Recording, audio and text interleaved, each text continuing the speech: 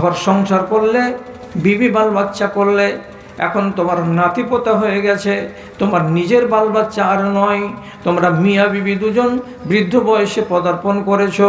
এইবার কতদিন তোমাদের বয়স? বলে 60 বছর বয়স। আল্লাহ তাআলা নিজে বলছেন, তোমার যখন 60 বছর বয়স হয়ে যাবে, তখন আমি আল্লাহ তোমার দেহটাকে, তোমার মনটাকে, তোমার মেজাজটাকে, তোমার কানকে, তোমার চোখকে, তোমার নাককে আবার মায়ের পেট থেকে ভূমিষ্ঠ হওয়ার কালে যেমন কমজোর ছিল, সেই রকমই আবার আমি কমজোর করে দেব, তোমাকে আবার আমি দুর্বল বানিয়ে দেব। ফের আমাকে দুর্বল বানাবেন আল্লাহ তাআলা। তাহলে আমাদের বয়স কত? রাসূলুল্লাহ সহিহ হাদিসের ভেতরে বলছেন, আমার উম্মতি মা বাইনা 60 ইলা 70। আমার উম্মতিদেরকে আল্লাহ রাব্বুল আলামিন গড়ান বয়স দিয়েছেন 60 থেকে 70 বছর। এটা হলো উম্মতে মুহাম্মাদির বয়স। ইব্রাহিম নবীর উম্মতকে আল্লাহ রাব্বুল আলামিন 150 বছর পরে 200 বছর বয়স দিয়েছিলেন। হযরত নূহ আলাইহিস সালাতু ওয়াস সালামের উম্মতকে আল্লাহ তাআলা 1000 বছর পর্যন্ত বয়স দিয়েছিলেন। হযরত আদম আলাইহিস সালাতু ওয়াস সালাম এবং তার আওলাদেরকে আল্লাহ তাআলা 1000 বছর করে বয়স দিয়েছিলেন। আমাদেরকে আল্লাহ রাব্বুল আলামিন মাত্র 60 থেকে 70 বছর বয়স দিয়েছেন। কেউ কেউ চলে যায় 70-এর উপরে, ওটাও নবীজি বলেছেন কাল্লা মা ইয়াতাজাওয়াজু। কেউ কেউ চলে যায় ওই পারে, কিন্তু বেশিরভাগ আমার উম্মতিরা 60 থেকে 70 বছরে দুনিয়া ছেড়ে চলে যাবে। কম সংখ্যার লোক 75, 80, 90 বছর বাঁচবে। ওই কম সংখ্যাটা ধরার নয়, অধিক সংখ্যাটাকে ধরার, যে বেশিরভাগ মানুষেরা দুনিয়াতে 60 থেকে 70-এর মধ্যেই চলে যাবে। তাহলে আমাদের বয়স তো এই। রাসূলুল্লাহ 63 বছর বয়সে গেছেন। আবু বকর সিদ্দিক রাদিয়াল্লাহু তাআলা আনহু তিনি গেছেন 64 বা 65 বছর বয়সে গেছেন। হযরত উমর রাদিয়াল্লাহু তাআলা আনহু উনি 63 বছর বয়সে গেছেন। হযরত উসমান গনি রাদিয়াল্লাহু তাআলা আনহু উনি 64.5 বছর বয়সে মারা গেছেন। হযরত আলী রাদিয়াল্লাহু তাআলা আনহু তিনি আবার 60-এর পরে মাত্র 1 থেকে 1.5 বছর বেঁচেছেন, তিনি আবারও চলে গেছেন। তাহলে দেখেন তো, এত নাম করা লোকগুলো 65-র সীমাকে অতিক্রম করতে পারেননি, তার আগেই কবরে চলে গেছেন। আমাদের তো সেই হাল, আমরাও তো চলে যাব। তো এখন আপনাকে এই কথাটি কেন তুলে আনলাম? তুলে আনার আমার একমাত্র উদ্দেশ্য হলো এই, যখন আমার জীবনে অবস্থাগুলো এক থাকবে না, তাহলে আমার কাজও আর নানান রকমের হবে। এটাই তো ঠিক। কেমন নানান রকমের হবে? 7 বছর থেকে 10 বছর আমরা তো কোনো ইবাদত করি না, অথচ 7 বছর বয়সে নামাজ ফরজ হয়, আর 10 বছর বয়সে মেরে তাকে নামাজ পড়াতে হয়। তো আমরা তো 10 বছর পর্যন্ত ছেলে ঘুরেই বেড়াই এবং খালি কাবাডি খেলে বেড়াই। তাহলে এদিক তো আমাদের 10 বছর গোল হয়ে আছে। তারপরে যখন আমাদের জ্ঞান হলো, আক্কেল হলো, তখন অধিকাংশ লোক নামাজ ধরে না। 2, 4, 5, 10টা যদি নামাজ ধরে, তো 15 বছর পরে নামাজ স্টার্ট করে। তাহলে এই বয়সটা কেমন? এই বয়সটা হলো যৌবনকাল। এই যৌবন দাতা তুমি ওগো দয়াময়, এতটুকু কৃপা যেন মোর প্রতি হয়। আমি হীন গুনাহগার অতি অসহায়, চলিতে বলিতে কত ভুল ত্রুটি হয় গো, ভুল ত্রুটি হয়। সেসবের খতিয়ান নিও না কো তুমি, এইটুকু করুণা চাই শুধু আমি।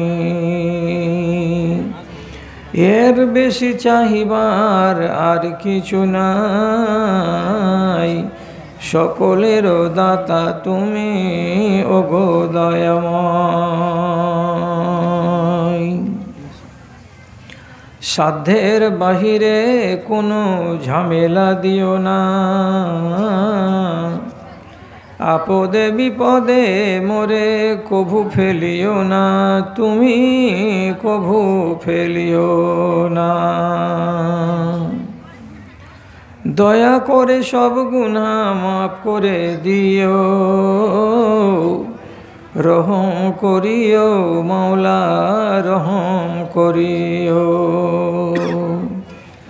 তোমার দয়ায় যেন পার পেয়ে যাই, সকলের দাতা তুমি ওগো দয়াময়।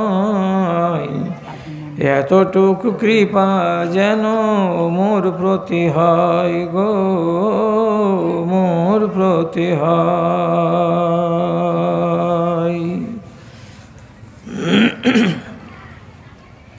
মাননীয় সভাপতি সাহেব, সমবেত এই গ্রামের এ প্রান্ত থেকে ওই প্রান্ত থেকে একটা সুন্দর বাসনা এবং কামনাকে মনের ভেতরে জাগ্রত করে এই মজলিসে উপস্থিত বিভিন্ন শ্রেণীর আমার ভাই ও বন্ধুগণ তথা এক পার্শ্বে বসে থাকা আমার স্নেহের মাতা ও ভগ্নীগণ, আপনারা সংখ্যার দিক দিয়ে আপনাদের পাড়া বা গ্রামটা কম হতে গেলেও ডানে বামে চারিদিকে আমাদের স্বজাতি শেরশাবাদ কম গিজ গিজ করছে। এগুলোর নাম তো সবারই মুখস্থ, তথাপি ওই সমস্ত গ্রাম থেকে যদি আমরা গড়গড়ান 100 জন করে শ্রোতা পেতাম, তাহলে নিজেই হিসেব করুন যে ভাদু বিএসবি থেকে, চণ্ডীপুর থেকে, তারানগর থেকে, এই 3-4টা গ্রাম থেকে আমরা এই জায়গাতে 400-500 জন শ্রোতাকে দেখতে পেতাম। কিন্তু ঘুরে ফিরে আছেন কারা? যারা আপনারা এই গ্রামের লোক, যারা এই জালসাকে অনুষ্ঠিত করেছেন তারা। আপনাদের না এসে উপায় নেই বলেই এসেছেন, না হলে সময়টা এমন যাচ্ছে যে এই যুগে মানুষেরা আর কেউ হাদিস কোরআনের বয়ান এত বেশি বেশি আর শুনতে পছন্দ করে না। কেন যে শোনার পরে মানার পালাটা আসে। তো যেহেতু মানার ব্যাপারে আমরা যখন উদাসীন, তখন শোনার ব্যাপারে এত আগ্রহ কেন দেখাবো? কম শুনি তো আমাদের উপরে ঝামেলাটা কম আসবে, এইরকম একটা মানসিকতা। আর একটা কথা হলো এই যে আল্লাহ তাআলার নবী যে কথাগুলো 1450 বছর আগে বলে গেছেন, তো সে কথাগুলো তো সব সত্য, এবং যেগুলো উনি আগামী দিনে ঘটবে বলে গেছেন সেগুলোও তো সত্য। তো তিনি একটা কথা বলেছেন, এটা এক শ্রেণীর ভবিষ্যৎবাণী। তো তাতে কি বলা হয়েছিল যে মানুষেরা যত ঈমানদার নিজের দেশে আমরা দেখতে পাচ্ছি, এই সমস্ত মানুষেরাই এমন একটা সময় আসবে যে সময় তাদের অন্তর থেকে আল্লাহর ভীতি, আল্লাহর ভয় উঠিয়ে নেওয়া হবে। মানে নিয়ামত তো সবই এগুলো আল্লাহর, আল্লাহকে ভয় করা এটা আল্লাহর নিয়ামত। এই যে রুজি দিচ্ছেন আল্লাহ, এটা নিয়ামত। বিবি বাল বাচ্চা জমি জিরাত টাকা পয়সা গাড়ি বাড়ি এগুলো সবই আল্লাহর নিয়ামত। তো আল্লাহ তাআলার নবী বলছেন আল্লাহ তাআলার সমস্ত নিয়ামতকে একবার ফিরিয়ে নেবেন, উপর দিকে টেনে নেবেন, অর্থাৎ উপর থেকে এসেছিল আবার উপরে ফিরে চলে যাবে। আল্লাহর ভয়টা এক সময় মানুষের অন্তরে ছিল না, আল্লাহ রাব্বুল আলামিন এই ভয়টা মানুষের অন্তরে দিয়েছেন, এটা একটা নিয়ামত। আর এই নিয়ামতটা অন্তরে যতক্ষণ পর্যন্ত জাগ্রত থাকে ততক্ষণ পর্যন্ত মানুষের ঈমান সবল থাকে, মজবুত থাকে, বলিষ্ঠ থাকে। আর যখন মানুষের অন্তরে আল্লাহর ভয় কমে যায়, কমজোর হয়ে যায়, তখন মানুষেরা বেপরোয়া হয়ে উঠে। মানুষ তখন আর এটা কথা হরগিজ চিন্তা করে না যে এত বড় পাপ যে করতে যাচ্ছি, তো আল্লাহ তাআলা কি বলবেন? এইরকম দ্বিধা নরের ভেতরে নারীর ভেতরে আর দেখা যায় না। এইরকম মানুষের মনের ভেতরে সংকোচ আর তৈরি হয় না যে আল্লাহ আমাকে ধরবেন, আল্লাহ আমার কাছে হিসাব চাইবেন, আল্লাহকে কি মুখ দেখাবো, আল্লাহ তাআলাকে কি জবাব দেব। এই বলে যে হৃদয়ের ভেতরে একটা ভীতি থাকবে, সে জিনিসটার কথা রাসূলুল্লাহ 1450 বছর আগে বলে দিয়েছেন। আউয়ালু মা ইউরফাউ মিন হাযিহিল উম্মতে আল খুশুউ। এই উম্মতের কাছ থেকে আমার সকল নিয়ামতের ভেতর থেকে সর্বপ্রথম যেটা নিয়ামত আমি কেড়ে নিব, সেই নিয়ামতটার নাম হচ্ছে আল্লাহর ভয় এবং আল্লাহর ভীতি। পরিস্থিতিটার দিকে তাকাবেন। আল্লাহর ভীতি, এটাকে যদি মজবুত করে আমাকে রাখতে হয় তাহলে আল্লাহর কথা শোনা লাগে। যদি রাসূলুল্লাহর প্রতি ভালোবাসা আমি মজবুত রাখতে চাই তাহলে রাসূলুল্লাহর কথাগুলোকে আমাকে শোনা লাগে। কিন্তু যখন দেখছি বর্তমান জামানায় মানুষ উদাসীন, তখন আপনি দেখবেন একই সময়ে দুটো তাবলীগ চলছে। একটা হলো ইবলিশের তাবলীগ আর আরেকটা চলছে দ্বীন ইসলামের তাওহীদের তাবলীগ। কিন্তু তাওহীদের তাবলীগের লোক সংখ্যা বেশি হতে গেলেও ইবলিশের তাবলীগ পেরে উঠছে, আর আল্লাহ এবং তার রাসূলের যেটা তাবলীগ সেটা পেরে উঠে না। এরা হেরে যাচ্ছে। কি করে হচ্ছে এইটা? কেমন করে হচ্ছে? আল্লাহ এবং আল্লাহর রাসূলের তাবলীগ হলো সাদামাটা। এখানে আপনাকে কিছু আশার বাণী শোনানো হয় এবং আপনাকে কিছু ভয় ভীতির কথা শোনানো হয়। তাহলে এখানে দুটোই আছে। আপনি মরলে জান্নাত পাবেন, আল্লাহ আপনাকে এই সুখ দেবেন, আল্লাহ আপনাকে এই সুখ দেবেন। তাহলে এটা হলো আমার বাকির ব্যবসা। আর ইবলিশ শয়তানের যেটা তাবলীগ সেটা হলো টাটকা, নগদে। আপনি ওই তাবলীগকে যদি মানেন তাহলে পরে ওরা যেটা লাভ দেওয়ার কথা বলেছে একদম টাটকা টাটকা দেবে, তাজা তাজা দেবে। ওরা বাকিতে ব্যবসা করে না।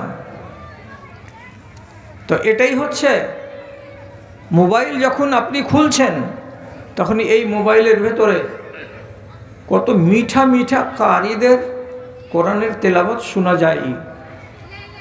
আপনি বলতে পারবেন এই জামানাতে 100টা নওজওয়ানের ভেতরে 90টা নওজওয়ানের মোবাইলকে চেক করে দেখুন তো কোরআন মাজিদের কোনো কারির অ্যাপস ডাউনলোড করা আছে? নাই। কখনো সে একবার সকালে কিংবা একবার বিকালে আল্লাহর কোরআনের একটা রুকু বা 2-4টা আয়াত কানে তুলে? কখনো তুলে না। কিন্তু সেই লোকটাই দেখেন ও 4খানা ইট মাথায় করে নিয়ে দিল্লি, বোম্বাইয়ে, গুজরাতে কাজে গিয়ে 1 তলা থেকে 3 তলা যাবে। শক্তি লাগছে, ঘাম ছুটছে, ব্যথা বেদনা হচ্ছে, অথচ কানের ভেতরে লিড লাগানো আছে এবং ফুল প্যান্টের পেছন দিকে বড় মোবাইলকে কানেক্ট করে আছে। ওখান থেকে ঝিমঝিম ঝিমঝিম ঝিমঝিম করে মিঠা মিঠা রস ওর কানে যাচ্ছে। এটাতে হচ্ছেটা কি? ওর মন শান্তি পাচ্ছে, ওর রূহ শান্তি পাচ্ছে। আর মন যখন খুশি হচ্ছে, শান্তি পাচ্ছে, তখন ওর কাজে মন বসছে, কাজটা ঠিকঠাক করে করছে। এটা হলো তার নগদ পাওনা। আর ওই লোকটাকে যদি বলি তোমার আসমানে আছে রুজিদাতা, তিনি দিবেন তোমাকে রুজি, তো তাকে তুমি রাজি করো? রিজিক তলাশ করতে এসেছো তো 2টা কোরআনের আয়াত শোনো। তো বলছে কোরআনের আয়াত শুনে কি করব? কিছু তো মানে বুঝি না, তরজমা বুঝি না, তো কোরআন শুনে কি লাভ হবে? এই জন্য সারাটা দিন সারাটা রাত আপনার আর আমার আর আমাদের বাচ্চাদের, আমাদের মেয়েদের, মায়েদের সবারই একই অবস্থা। এরাকে ইবলিশের তাবলীগ অত্যন্ত আকর্ষণ করেছে, কিন্তু আল্লাহ ও রাসূলের তাবলীগ এদেরকে আকর্ষণ করে না। যদি প্রয়োজন মনে করতাম তাহলে আজকে গুণীপুকুর গ্রামটা ছোট হলে কি হবে? জালসাটা কি ছোট? এখানে 2000 লোকের সমাবেশ ঘটতো। প্রয়োজন নেই। কেন প্রয়োজন নেই?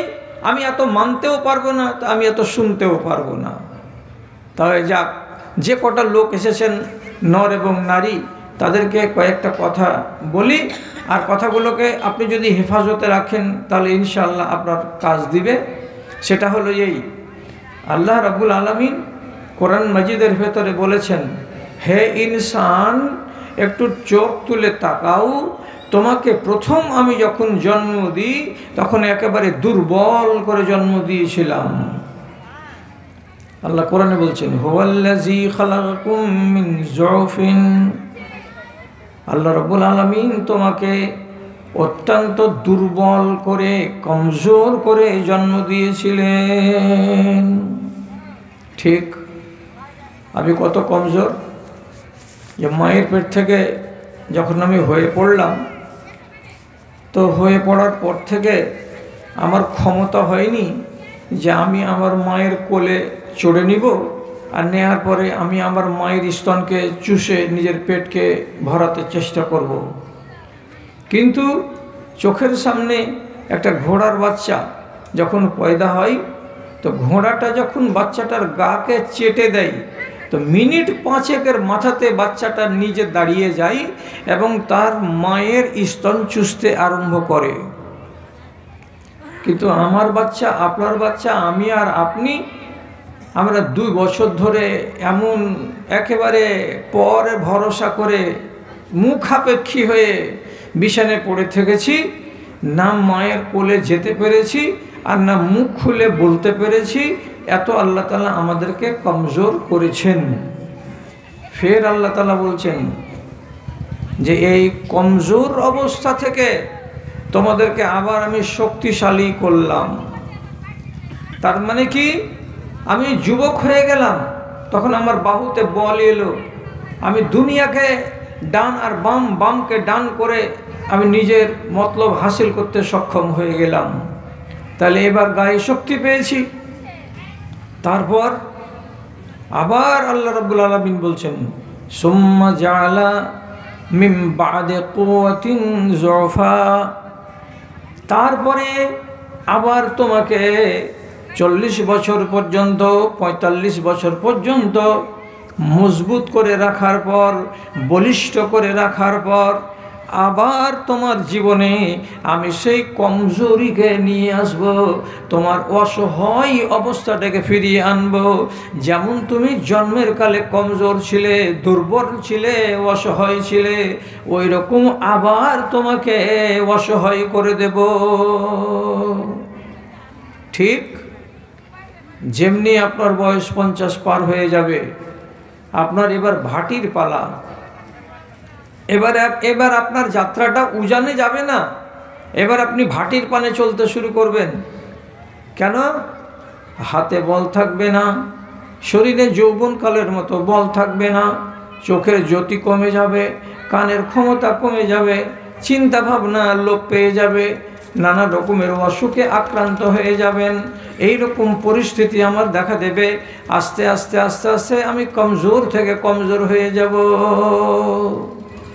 তাহলে এটা তো চোখে দেখা, এটা যে আমরা কেউ দেখিনি তা তো নয়, সবাই দেখেছি।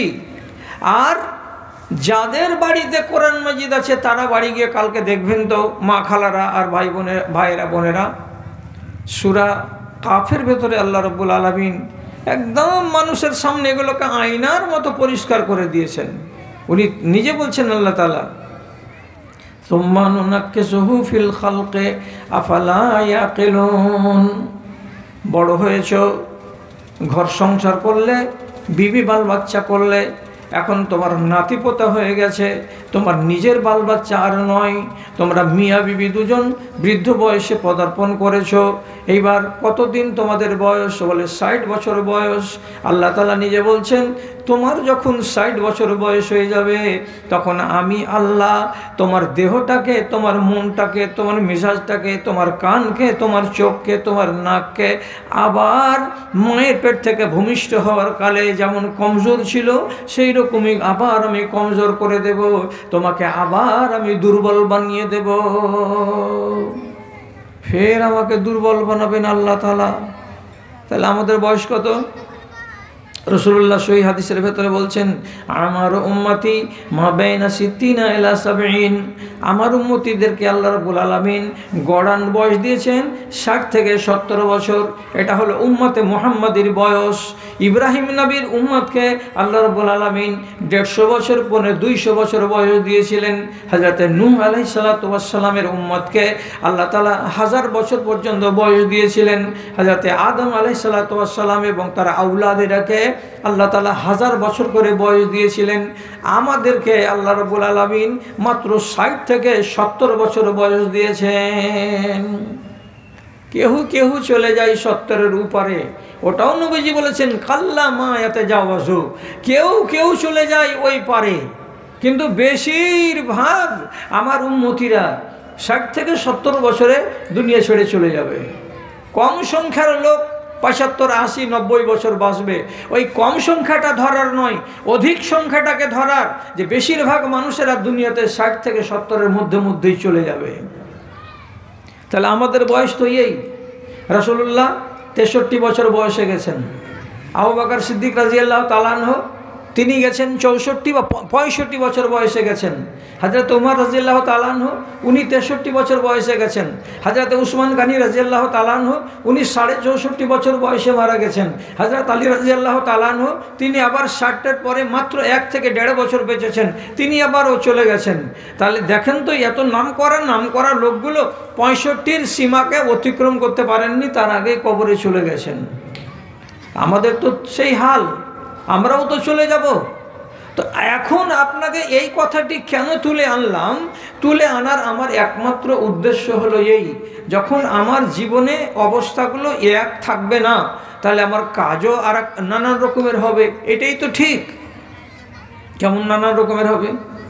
7 বছর থেকে 10 বছর আমরা তো কোনো ইবাদত করি না, অথচ 7 বছর বয়সে নমাজ ফরজ হয়, আর 10 বছর বয়সে মেরে তাকে নমাজ পড়াতে হয়। তো আমরা তো 10 বছর পর্যন্ত ছেলে ঘুরেই বেড়াই এবং খালি কাবাডি খেলে বেড়াই। তাহলে এদিক তো আমাদের 10 বছর গোল হয়ে আছে। তারপরে যখন আমাদের জ্ঞান হলো, আক্কেল হলো, তখন অধিকাংশ লোক নমাজ ধরে না। 2, 4, 5, 10টা যদি নমাজ ধরে, তো 15 বছর পরে নমাজ স্টার্ট করে। তাহলে এই বয়সটা কেমন? এই বয়সটা হলো যৌবনকাল। এই যৌবন নয়, এই জানুয়ারি মাসে কত ঠান্ডা পড়েছে যে 4টা-5টা কাপড় গায়ে দিয়ে আছি, তবুও ঠান্ডা যেন কাটে না। হ্যাঁ, আর এই রকম লোকটাকে যদি কেউ বলে যাও মসজিদে গিয়ে তুমি ওযু করে নামাজ পড়ো, আল্লাহ তাআলার কাছে তো আল্লাহ মাপ দিবে, তো যখনই কলসি থেকে পানি ঢেলে ওযু করতে যাবে, প্রথমবারের পানিটা যখনই হাতে ঢালা হবে, ওরে সুবহানাল্লাহ, সারা শরীরে যত লোমগুলো আছে সব কাঁটা কাঁটা হয়ে খাড়ো হয়ে যাবে। এত ঠান্ডা, আর এত ঠান্ডা, ঠেলা লাগলো না ওযু করতে? তারপরে জামা কাপড় গায়ে চাপে মসজিদে হাঁটছেন, শিরশির করে পশ্চিমী হাওয়া লাগছে, ঠেলা লাগে না? ঠেলা লাগছে। মসজিদে গেলেন, কোনা থেকে নামাজ পড়ছেন 2 রাকাত ঠান্ডাতে, ঠেলা লাগছে। আবার ওইখানে বসে বসে আল্লাহ তাআলার কাছে আরাধনা করে বলছেন, আল্লাহ তুমি আমাকে মাপ দাও। কয় মিনিট সময় দিলেন? 15 থেকে 20 মিনিট সময় দিলেন। দেওয়ার পরে বাড়ি এলেন মনে মনে যে আল্লাহ আমাকে মাপ দিয়েছেন। তো আপনি সহজ কাজটাকে সুযোগ হাতছাড়া করার কারণে কেন জটিল করতে গেলেন? আপনি নিজে থেকে যদি সময়কে নষ্ট করে দেন, তা দায়ীটা কে? এই জন্য আমি গোড়াতেই আপনাকে বলেছি, সুযোগকে হাতছাড়া করবেন না, আর সময়ের সদ্ব্যবহার করতে শিখুন। আল্লাহ তাআলার নবী বলছেন 6 ঘন্টা তোমাকে টাইম দেওয়া হয়, আপনি সময়টাকে নষ্ট করলেন কেন? তাড়াতাড়ি যদি আমি করতাম তো আমার অসুবিধাটা কোথায় ছিল? অসুবিধা তো ছিল না। কিন্তু আমি এমনই মানুষ, সুযোগ কথাটাকে আমি বুঝি না। আমি একটা সহি কথা আপনাদেরকে বলে দেই, আর বলে দেওয়ার পরে আমি চেষ্টা করছি আপনাদের পরবর্তী বক্তা, যেটা কাটিহার থেকে এসেছে ভোজপুরি আমার মনে হয় পৌঁছে গেছে এতক্ষণ পর্যন্ত, তো তাকে আবার স্টেজে নিয়ে আসা হবে। তো ওটা হাজার হোক আপনাদের কাছে নতুন মুখ, আর আমি তো হলাম পুরাতন, আমার মুখ নতুন নয়। কি কথাটা বলছি, কথার দিকে খেয়াল করুন। যে কটা লোক আছেন আপনারা তাকেই বলছি। আল্লাহ পাকের নবীর স্ত্রী আয়েশাকে অপবাদ দিয়েছিল কয়েকজন লোক। অপবাদটা কি? এক যুদ্ধে গেছিলেন নবীজি, আয়েশাকে সাথে করে নিয়ে যুদ্ধটার নাম হলো গাজওয়ায়ে বানি মুস্তালাক। তো যখন ওখান থেকে রওনা হবে তো এক গেলা টাপ্পর থাকে আরব দেশে, ওই টাপ্পরের ভেতরে ফিমেল বসে যাবে, আর লোক যারাকে নিযুক্ত করা আছে ওরা এই টপ্পরটাকে চারদিক থেকে ধরে উটের পিঠে চাপিয়ে দিবে, দিয়ে ওটাকে কষে দিবে, উটকে খাড়ো করে দিয়ে এবার রওনা হবে। তো মা আয়েশা ছিলেন খুব হালকা হালকা ওজন। তো যখন চলো এখান থেকে আমরা সফর করি আওয়াজ হলো, তো ওই টাইমে মা আয়েশা গেছিলেন মাঠের দিকে নিজের দরকার পূরণ করতে। তো যারা এই টপরটাকে উটের পিঠে বাঁধবে তারা তখন করলো কি, পর্দা দিয়ে ঘেরা আছে, দেখতে তো পেল না, মনে মনে ভাবলো যে ভিতরে তো আম্মা আয়েশা আছে। তো চারজনে মিলে টপরটাকে ধরে উটের পিঠে তুলে দিল, গিরহা বেঁধে দিল, উটকে খাড়ো করে হাঁটা দিয়ে দিল। এরা মনে মনে ভাবছে আয়েশা টপরে আছে। এক মঞ্জিল চলে যাওয়ার পরে রসুলুল্লাহ যখন আরামের জন্য সাহাবীদেরকে থামালেন, তো নিজের বিবির টপরের কাছে উটের কাছে এসে বলছেন, আয়েশা বাহির হও। তো আয়েশা উটের টপরের ভিতরে নাই। বলছে কি হলো আয়েশা, যাও যাও যাও, যেখান থেকে আমরা সফর করেছি ওখান পর্যন্ত দেখো, এ তো হারিয়ে টারিয়ে গেল। তো অন্য আরেকজন সাহাবী সব পিছে উনি আসছিলেন, উনি মা আয়েশাকে মাঠের ভেতরে একাই পেয়ে তার কাছে গিয়ে বললেন, আপনি একাই কেন, উটে চড়ে যাননি কেন? তো বলছে আমি আসছি তো আমার উট রওনা হয়ে গেছে। তখন আমি দিশা না পেয়ে এই বালুর উপরে গরম বালুতে চাদরখান পেড়ে দিয়া আমি গায়ে কাপড় চাপিয়ে আরাম করছি যে কেউ তো আসবে। তো বলছি চলেন আমার উটে আপনাকে নিয়ে চলে যাচ্ছি। তো উনি উটে করে মা আয়েশাকে চাপিয়ে নিয়ে চলে আসলেন। তো এই যে রাস্তাখানি এলেন, বাহারাল থেকে হাঁটা দিয়ে শামসি পর্যন্ত 14 কিলোমিটার রাস্তা। তো একটা নর আর একটা নারী, আর তো কেউ নাই। মানুষের ভেতরে যখন ওয়াসওয়াসা দেয় শয়তান তখন কি না কথা হয়। একটা একান্ত আপন লোক আবু বকর সিদ্দিকের রিশতেদার, তার নাম হলো মিস্তাহ, আর আরেকটা লোক তার নাম হলো হাসান বিন সাবিত। এরা আওয়াজ তুলল কি বলে, যে মা আয়েশা একাই একাই চলে আসছে, এত দূর রাস্তাকে অতিক্রম করে, সাথে আর কেউ নাই, একটাই মাত্র পুরুষ লোক, বেটা ছেলে। আমরা নাউজুবিল্লাহ আয়েশাকে পাক দামান মনে করতে পারি না, আম্মা আয়েশাকে এখন আর পরিষ্কার পরিচ্ছন্ন বলে দাবি করতে পারি না। নাউজুবিল্লাহ, হতে পারে তারা এই বেটা ছেলে এবং একজন মেয়ে ছেলে, এরা নিশ্চয়ই নিশ্চয়ই মন্দ কাজে জড়িয়ে হবে। দেখেন ধারণাটা কেমন জিনিস। এরা সাহাবী, কিন্তু ইবলিশ শয়তান কি কাউকে ছাড়ে? সাহাবী হলে কি হবে? নবী আলাইহিস সালাতু ওয়াস সালামকে দিয়েও তো ইবলিশ শয়তান ফুসকুড়ি মুসকুড়ি দিয়েও তো এক একটা ভুল করিয়ে দিয়েছেন, আর সাথে সাথে তখন নবীজি আল্লাহর কাছে তওবা করেছেন। তো আমাদের মতো মানুষ কি আর রেহাই পায়? দুজন সাহাবী যখন এই ঘটনা করে দিল, তো কত কষ্ট পেলেন নবীজি। যে আয়েশাকে ছেড়ে একটা ঘন্টা থাকেন না, একটা বেলা থাকেন না, সেই আয়েশার কাছ থেকে রাসূলুল্লাহ 40 দিন দূরে থাকলেন। মাঝে মাঝে একবার করে যাইতেন দেখতে শ্বশুরের বাড়ি। তো যাওয়ার পরে খাটের কাছে বসে খালি একটা কথা জিজ্ঞেস করে বলতেন, কাইফাতিকে, তুমি কেমন আছো আয়েশা? আর কোনো কথা বলতেন না।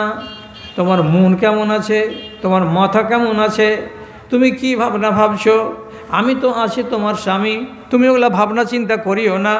কোনো কথা নবীজি বলতেন না এবং দিশাও পেতেন না যে কি করবো রে আল্লাহ, আমার বিবি সম্বন্ধে এত বড় দাগ লেগে গেছে, আমার বিবি যদি সত্য হয় তাহলে আমার কি হবে, আর আমার বিবি যদি মিথ্যা হয় তাহলে তার ফয়সালা কে দেবে। একে ওকে ওকে ওকে রাসূলুল্লাহ জিজ্ঞেস করে বেড়েছেন, কি করব গো, কি করব গো। শেষে নবীজি থামতে না পেরে উনি এই কথাটা বলেই বসলেন, মাইয়া আজরুনি ফি আহলি আজানি রাজুলুন মিন্না, আমাকে আমার পরিবার সম্পর্কে কে সাহায্য করবে, কে মদত করবে, যেই পরিবারকে কেন্দ্র করে আমারই দলের কিছু লোক আমাকে ঝামেলায় ফেলেছে, আমাকে কষ্ট দিয়েছে, কেউ আসো তোমরা সাহাবীরা আমাকে মদত করতে পারবে কিনা।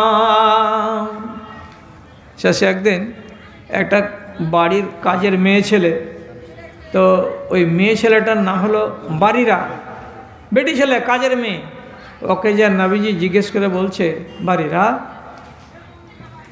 বারিরা, জি বলুন আল্লাহ রসুল। তো বলছে আয়েশা এসে নিয়ে আসেন, নিয়ে আসেন, দেরি করে লাভ নাই, নিয়ে আসো, তাড়াতাড়ি নিয়ে আসো মুলি সাহেবটাকে। আচ্ছা আচ্ছা, তো শেষ করে দিই। তো যা হোক, রসুল খুব কষ্ট পেলেন। শেষের বেলায় আল্লাহ আয়াত নাজিল করে বললেন, আপনার বিবি একদম পবিত্র, এর গায়ে কোনো দাগ নেই। ইলজাম যারা যারা দিয়েছিল ওরা দোষী সাব্যস্ত হলো। তখন হযরত আবু বকর সিদ্দিক ওই যে মিস্তাহ নামটা ছিল লোকটা, ওর ব্যাপারে বলছেন, আমি এরপর থেকে একটা কানা করি আমার এই রিশতেদার খালাইতো ভাইকে মিস্তাকে আর দিব না, কেন যে একে আমি খানা পানি দিয়ে চালাচ্ছি, আর এই লোকটা আমার বেটির নামে এত বড় বদনাম রটিয়েছে, কাজে আজ থেকে তোমার সাথে সম্পর্ক আমার শেষ, তুমি আমার দিকে আর তাকাইও না, তোমার বাড়িতে আমার চাল ডাল কিছুই যাবে না। তখনই আল্লাহ তাআলা একটা আয়াত নাজিল করে বলছেন, পয়সাওয়ালারা তোমরা হাতটাকে রুকে নিও না, পয়সাওয়ালারা গরিব লোক যারা যারাকে তোমরা মানুষ করছো খাইয়ে দাইয়ে, তাদের উপর থেকে দয়ার হাতটা তোমরা টেনে নিও না। একটা কথা বলা হলো, তারপরে শেষের বেলায় আল্লাহ তাআলা বলছেন, আল্লাহ তুহিব্বুনা আন ইয়াগফিরাল্লাহু লাকুম, ওরে তোমরা কি রাজি নও যে আল্লাহ তাআলা তোমাদেরকে মাফ করে দেন, আল্লাহ তাআলা তোমাদেরকে বকশিশ করবেন, মাফ করবেন, এটা তোমরা নিতে রাজি কিনা। যখন আবু বকর জানতে পারলেন এই আয়াতটা তো আমাকেই বলা হচ্ছে, আমাকেই আল্লাহ তাআলা বলছেন, তাহলে মিস্তার খানা বন্ধ করা আমার ঠিক হয়নি এবং মিস্তাকে বঞ্চিত করা আমার ঠিক হয়নি।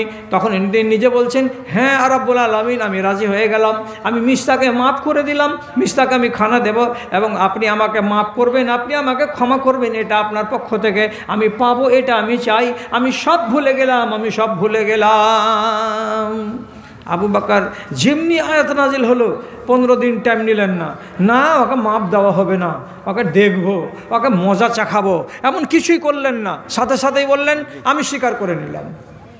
তো সুযোগকে কাজে লাগাতে হয়।